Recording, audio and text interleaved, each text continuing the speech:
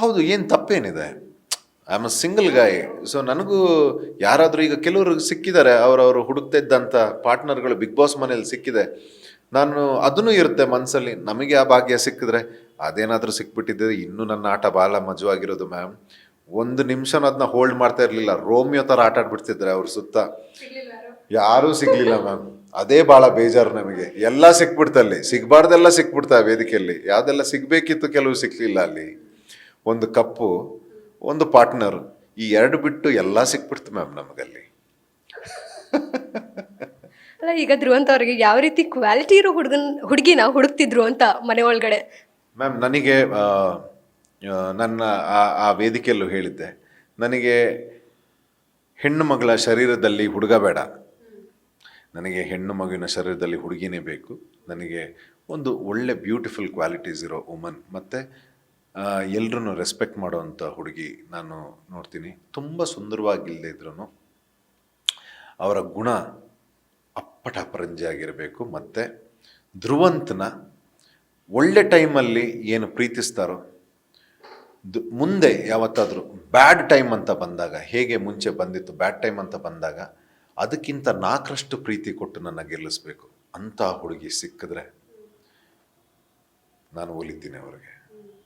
ಮತ್ತು ಸುಮ್ಮನೆ ಫ್ಲರ್ಟಿಂಗು, ರೋಮಿಯೋ, ಮತ್ತು ಚೆನ್ನಾಗಿದ್ದಾರೆ ಅಂದ ತಕ್ಷಣ ಹಿಂದೆ ಬೀಳೋದು, ಅಥವಾ ನಮಗೆ ಯಾರೋ ಟ್ರೈ ಮಾಡ್ತಾ ಇದ್ದಾರೆ ಅಂತ ಒಂದು ಟ್ರಯಲ್ ನೋಡೋಣ ಅಂತ ಹೋಗೋದು, ಆ ಎಲಿಮೆಂಟೇ ನಾನಲ್ಲ ಮ್ಯಾಮ್. Totally different. ಈಗಲೂ ಮುಂಚೆನೂ ಇನ್ನು ಮುಂದೆನೂ. ಅದಕ್ಕೇನೆ ಆ ಕಾಂಟ್ರವರ್ಸಿ ಆಗಿದ್ದು ನಂದು ಹಳೇದು. ಇವನು ಏನು ಬೀಳಲ್ಲ ಅಂತ ನನ್ನ ಮೇಲೇ ಏನೇನೋ ಗೂಬೆ ಕುಡ್ಸಕ್ಕೆ ನೋಡಿದ್ರು. ಜಯ ಮಹಾಕಾಲ್. ಸೊ ಆ ವಿವಾದ ಇರಬಹುದು, ವಿವಾದ ಆದಮೇಲೆ ವಿವಾದ ಮಾಡ್ಕೊಂಡ್ರೆ ಬಿಗ್ ಬಾಸ್ ಆಫರ್ ಮಾಡ್ತಾರೆ ಏನೋ ಅನ್ನೋಂಥ ಒಂದು ಟಾಕ್ ಕೂಡ ಬಂತು. ಸ್ಟಾರ್ಟಿಂಗ್ ಡೇಸ್ ಮಾತ್ರ, ಇನಿಷಿಯಲ್ ಡೇಸಲ್ಲಿ ಆ ಟಾಕ್ ಬಂದಾದ್ಮೇಲೆ ಮತ್ತೆ ನಿಮ್ಮ ಆಟ ಇರಬಹುದು, ಟಾಸ್ಕಲ್ಲಿ ನೀವು ಕೊಡ್ತಿದ್ದಂತಹ ಎಫರ್ಟ್ ಇರ್ಬೋದು, ಡೆಡಿಕೇಶನ್, ಎಂಟರ್ಟೈನ್ಮೆಂಟ್ ಎಲ್ಲವನ್ನೂ ನೋಡಿದಾದ್ಮೇಲೆ ಈ ಧ್ರುವಂತ್ ಬೇರೆ ಅನ್ನುವಂಥ ಒಂದು ಟಾಕ್ ಶುರುವಾಯಿತು. ಮುಂಚೆ ಅದೇ ನಾನು ಹೇಳಿದ್ನಲ್ಲ, ನಾನು ನೋಡಿರೋನಲ್ಲ ಬಿಗ್ ಬಾಸ್ನ. ಸೊ ಅಲ್ಲಿ ಬಂದು ತಿಳ್ಕೊಳ್ತಾ ಇದ್ದೆ ನಾನು ಏನು ಅಂತ. ಹಾಗಾಗಿ ಫಸ್ಟ್ ನಿಮಗೆ ಒಂದು ಮಂತ್ ಲ್ಯಾಗ್ ಅನ್ನಿಸ್ತು ನಿಮಗೆ ನಂದು. ನಾನು ಎಲ್ಲೂ ಕಾಣಿಸ್ಕೊಳ್ತಾ ಇರಲಿಲ್ಲ.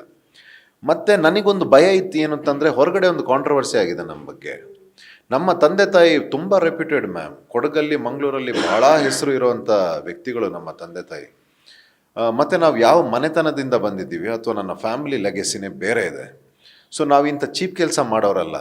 ಮತ್ತೆ ಇಲ್ಲಿ ಬಂದು ಕೆಲವರೆಲ್ಲ ನಮ್ಮನ್ನು ಬೇರೆ ರೀತಿ ಪೊಟ್ರೆ ಮಾಡೋಕ್ಕೆ ಟ್ರೈ ಮಾಡಿದಾಗ ಮತ್ತೆ ತಂದೆ ತಾಯಿಗೆಲ್ಲೋ ಈ ಕಾರ್ಯಕ್ರಮಕ್ಕೆ ಬಂದು ಅವ್ರಿಗೆ ಮತ್ತೆ ಬೇಜಾರಾಗುತ್ತೆ. ಇವನೇನು ಹೆಸರು ಮಾಡೋಕ್ಕೆ ಹೋಗಿದ್ದಾನ, ಹೆಸರು ಹಾಳಾಗ್ತಾ ಇದೆಯೋ, ನನಗೆ ಅದೆಲ್ಲ ಭಯ ಇತ್ತು, ತುಂಬ ಭಯ ಇತ್ತು ಮ್ಯಾಮ್. ಸೊ ಹಾಗಾಗಿ ಒಂದು ಸರ್ತಿ ನಾವು ಹೆಸರು ಮಾಡೋಕ್ಕಾಗದಿದ್ರು ಹಾಳು ಮಾಡ್ಕೊಳ್ಳೋದು ಬೇಡ, ಮತ್ತೆ ತಂದೆ ತಾಯಿ ಡಿಸ್ಟರ್ಬ್ ಆಗೋದು ಬೇಡ ಅಂತ ನಾನು ಬ್ಯಾಕ್ಔಟ್ ಆಗ್ತೀನಿ ಅಂತ ಹೇಳಿದ್ದೆ. ಅದು ನನ್ನಿಂದ ತಪ್ಪಾಗಿದೆ. ಯಾವಾಗ ನಮ್ಮ ತಂದೆ ಸಪೋರ್ಟ್ ಮಾಡಿದ್ರು, ಒಂದು ಆಡಿಯೋ ಬರುತ್ತೆ, ನೀವು ನೋಡಿರ್ಬೋದು. ಮತ್ತು ಇದ್ರದ್ದು ಕಿಚ್ಚ ಸರ್ಗೆ ಮತ್ತು ಬಿಗ್ ಬಾಸ್ಗೆ ನಾನು ಎಷ್ಟು ಥ್ಯಾಂಕ್ಸ್ ಹೇಳಿದ್ರು ಕಮ್ಮಿನೇ. ಅವರು ನನ್ನನ್ನು ತುಂಬ ಇಮೋಷ್ನಲಿ ಸಪೋರ್ಟ್ ಮಾಡಿದ್ದಾರೆ. ಇಲ್ಲ, ನೀವು ಏನು ಅಂದ್ಕೊಂಡಿದ್ದೀರಿ ಹಾಗೆ ಕಾಣಿಸ್ತಾ ಇಲ್ಲ ಹೊರಗಡೆ, ತುಂಬ ಚೆನ್ನಾಗಿ ಆಟ ಆಡ್ತಿದ್ದೀರಿ, ಆಟಾಡಿ ಅಂತ. ಸೊ ಅದು ಎಲ್ಲೋ ತುಂಬ ಧೈರ್ಯ ತರ್ತಾ ಇತ್ತು. ಅದ್ರ ಜೊತೆ ನಮ್ಮ ತಂದೆ, ನಿನ್ನ ಹಠ ಗೊತ್ತು ನನಗೆ, ಆಟಾಡು ಅಂತಂದರು. ಆಮೇಲೆ ಸೀಕ್ರೆಟ್ ರೂಮ್ ಸಿಕ್ತು, ಹೊರಗಡೆ ಬಂದ್ವಿ, ಎತ್ಕೊಂಡ್ವಿ KGF ದೊಡ್ಡಮ್ಮನ ದಡದ. ಆಮೇಲೆ ಹೌದು, ಅಲ್ಲಿ ನನಗೆ ಮೈ ಟೈಮ್ ಸಿಕ್ತು. ಕೂತ್ಕೊಂಡು ಯೋಚನೆ ಮಾಡ್ತಾ ಇದ್ದೆ, ಟಿ ವಿ ನೋಡ್ತಾ ಇದ್ದೆ, ಬೇರೆಯವರ ಆಟ ನೋಡ್ತಾ ಇದ್ದೆ ಟಿ ವಿಲಲ್ಲಿ, ಏನು ಸೀಕ್ರೆಟ್ ಟಾಸ್ಕ್ ರೂಮಲ್ಲಿ. ಆಗ ಅನ್ನಿಸ್ತಾ ಇತ್ತು, ಈ ವೇದಿಕೆ ಎಂಥ ವೇದಿಕೆ, ನಾವು ದೇವಸ್ಥಾನ ಮಾಡಿಟ್ಟಿದ್ದೀವಿ, ಈ ವೇದಿಕೆಯಲ್ಲಿ ಏನು ಇಷ್ಟು ಡೆಡ್ಡಾಗಿ ಇಷ್ಟು ಈಸಿಯಾಗಿ ಆಟ ಆಡ್ತಾ ಇದ್ದಾರೆ ಅಂದರೆ, ಯಾರು ನಾನು ಇದನ್ನು ಗೆಲ್ಲೇಬೇಕು ಅನ್ನೋ ಫೈರಲ್ಲಿ ನಾನು ನೋಡಲಿಲ್ಲ. ನನ್ನನ್ನು ಬಿಟ್ಟರೆ ಈ ಶೋ ಅಲ್ಲಿ ನನ್ನನ್ನು ಬಿಟ್ಟರೆ ನಾನು ಗೆಲ್ಲೇಬೇಕು ಅಲ್ಲ, ಇತ್ತು ಬಹುಶಃ ಅವ್ರದ್ದು ಆಟ ಅವ್ರವ್ರ ಸ್ಟೈಲ್. ಬಟ್ ನನ್ನ ಪ್ರಕಾರ ಏನಿಸ್ತಂದರೆ, ನನ್ನಷ್ಟು ಫ್ಯೂರಿಯಸ್ ಯಾರು ಇರಲಿಲ್ಲ ಅಂತ ಅನ್ನಿಸ್ತು. ನಾನು that's why I got this title ಒಂಟಿಸಲಗ ಅಂತ. ನಂದು ಅಗ್ರೆಷನ್ನೇ ಬೇರೆ ಇತ್ತು. ನನ್ನನ್ನು ತುಂಬ ಹೊರಗಡೆ ಇಡಕ್ಕೆ ನೋಡ್ತಾರೆ ಎಲ್ಲದರಲ್ಲೂ. ನಾನು ಫೈಟ್ ಮಾಡ್ಕೊಂಡು ಆಟಾಡ್ಕೊಂಡು ಬಂದಿರೋನಿ ಈ ಇದನ್ನು. So I am very proud ನಾನು ಏನು ಆಟಾಡಿದ್ದೀನಿ. ನಾನು ಅದೇ ಹೇಳೋದು, ಒಂದೊಂದು ಸರ್ತಿ ಕಪ್ಪು ಗೆಲ್ಲೋದಲ್ಲ, ಶೋನ ಗೆಲ್ಲೋದಿರುತ್ತೆ. ಸೊ ಆ ಕೆಲಸ ನನ್ನಿಂದ ಆಗಿದೆ ಅಂತ ನನಗೆ ಹೆಮ್ಮೆ ಇದೆ. ಸೊ ಅದಕ್ಕೆ ಏನು ಪ್ರಶಂಸೆ ಸಿಕ್ಕಿದೆ. ಸೊ ಅದೇ ಸೀಕ್ರೆಟ್ ರೂಮ್ ಆದಮೇಲೆ we were in different fire ma'am. ಈಗ ಬಿಗ್ ಬಾಸ್ ಮನೆ ಒಳಗಡೆ ಒಂದಷ್ಟು ಮಾತುಗಳು ಹೊರಗಡೆ ತುಂಬ ಕಾಂಟ್ರವರ್ಸಿ ಆಯಿತು. ಅಶ್ವಿನಿ ಅವರು ಎಸ್ ಅನ್ನೋಂತಹ ಒಂದು ವರ್ಡ್ ಯೂಸ್ ಮಾಡಿದ್ರು, ನಿಮ್ಮ ಗಮನಕ್ಕೆ ಇರಬಹುದು. ಏನದು ಆ್ಯಕ್ಚುಲಿ ಏನು ಹೇಳೋಕೆ ಹೊರಟಿದ್ರು? ನನಗೆ ಅದು ಯಾವುದು, ಏನದು ಎಸ್ ಅಂತಂದರೆ ಸ್ಮಾರ್ಟ್ ಅಂತನಾ? ರಕ್ಷಿತಾ ಅವರು ಬಳಸಿರುವಂಥದ್ದು ಸ್ಮಾರ್ಟ್ ಇರ್ಬೋದು, ಮೇ ಬಿ ಶೀಸ್ ಎಷ್ಟು ಟೈಪ್ ಅಂದರೆ ಸ್ಮಾರ್ಟ್ ಅಂತ ಇರ್ಬೋದು, ಅಥವಾ ಏನಂತ ಹೇಳಬೇಕು, ಏನಂತ ಹೇಳ್ಬೋದು, ಸ್ಟೈಲಿಶ್ ಅಂತ ಇರ್ಬೋದು. ಸ್ಟೈಲಿಶ್ ಅಂತ ಹೇಳಲಿಕ್ಕೆ ಬರೋದಿಲ್ಲ, ಮೇ ಬಿ ಸ್ಮಾರ್ಟ್ ಅಂತ ಇರ್ಬೋದು. ಸೊ ಅದನ್ನು ಯಾವ್ಯಾವ ಟೈಪು ಈಗ ನಂದು ಒಂದಾಗಿತ್ತು ಟೀ ಗಾಂಚಲಿ ಅಂತ.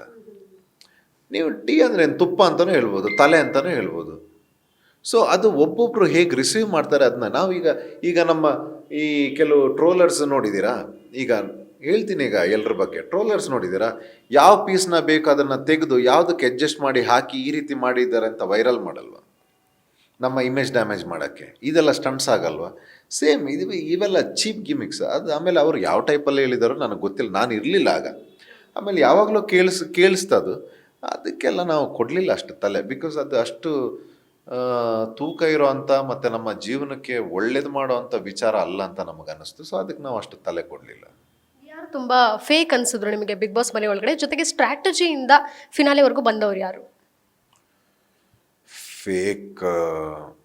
ಫೇಕ್ ಆಲ್ಮೋಸ್ಟ್ ಕೆಲವರು ಆಗಾಗ ಬಂದು ಮಾಡ್ತಾಯಿದ್ರು. ಫೇಕ್ ಇದ್ದರು ಅಂತ ಅನಿಸುತ್ತೆ ಆಲ್ಮೋಸ್ಟ್ ಎಲ್ಲರೂ. ಅದು ತಾವು ಅಲ್ಲದೆ ಇರೋದನ್ನ ಒಂದು ವ್ಯಕ್ತಿತ್ವನ ತೋರಿಸಿ ಬರೋವಂಥದ್ದು ಆಲ್ಮೋಸ್ಟ್ ಎಲ್ಲರೂ ಮಾಡಿದ್ದಾರೆ. ಯಾಕಂದರೆ ಕೆಲವರು ಒಳ್ಳೆಯವರು ಅಂತ ಒಳಗಡೆ ಅನ್ನಿಸ್ತು, ಆಮೇಲೆ ಕೆಲವು ನೆಕ್ಸ್ಟ್ ವೀಕ್ ಅವ್ರು ಕೆಟ್ಟವರು ಅಂತ ಅನ್ನಿಸ್ತು, ಇನ್ನು ಕೆಲವರು ಒಳಗಡೆ ಕೆಟ್ಟವ್ರು ಅನಿಸಿದ್ದಾರೆ, ಹೊರಗಡೆ ಒಳ್ಳೆಯವರು ಅನಿಸಿದ್ದಾರೆ. ಇದು ಆನ್ ಆ್ಯಂಡ್ ಆಫ್ ಆಗ್ತಾ ಇತ್ತು ಆ ಮನೇಲಿ. ಸೊ ಯಾರು ಫೇಕೋ ಯಾರು ರಿಯಲ್ಲೋ ನಾವು ತಲೆ ಕೆಡಿಸ್ಕೊಳ್ಳೋದೇ ಬಿಟ್ಬಿಟ್ಟಿದ್ದೀವಿ. ಆಮೇಲೆ ಸ್ಟ್ರಾಟಜಿ ಹೌದು, ಗಿಲ್ಲಿ ಅವ್ರು ನೋಡ್ಕೊಂಡು ಬಂದಿದ್ದಾರೆ ಎಪಿಸೋಡ್. ಅವ್ರು ಕ್ಲೀನ್ ಗೊತ್ತಿತ್ತು, ಅವ್ರದ್ದು ಬ್ಲೂ ಪ್ರಿಂಟ್ ಕ್ಲೀನ್ ರೆಡಿ ಇತ್ತು. ನಾನು ಇದನ್ನೇ ಕೊಡ್ತೀನಿ, ನನಗೆ ಇದು ಬರುತ್ತೆ, ಇದು ಮಾಡಿದ್ರೇ ವರ್ಕೌಟ್ ಆಗುತ್ತೆ ಅಂತ. ಆ್ಯಂಡ್ ಅವ್ರದ್ದು ಜಾನರ್ ಕಾಮಿಡಿಯನ್ ಜಾನರ್. ಸೊ ಅವ್ರದ್ದು ಕಾಮಿಡಿ ಇದ್ರದ್ದು ಒಳ್ಳೆ ಗ್ರಿಪ್ ಇತ್ತು ಅವ್ರಿಗೆ. ಗಿಚ್ಚಿಗಿಲಿಲಿ ಆಗಲಿ ಅಥವಾ ಅವ್ರದ್ದು ಏನು ಜಾನರ್ಸ್ ಇದೆ ಅದು ಗ್ರಿಪ್ ಇತ್ತು, ಅದು ವರ್ಕ್ ಆಯ್ತು ಅವ್ರಿಗೆ. ಸೊ ಪ್ರಿಪರೇಷನ್ ಬೇಕು, ಬಿಗ್ ಬಾಸ್ಗೆ ಹೋಗೋದೇ ಪ್ರಿಪ್ರೇಷನ್ ಬೇಕು. ನಂದೇನಾದರೂ ಪ್ರಿಪ್ರೇಷನ್ ಇದ್ದಿದ್ರೆ ಐ 100% ಇವತ್ತು ಶೋದು ವಿನ್ನರು ನಾನೇ, ಕಪ್ ವಿನ್ನರು ನಾನೇ.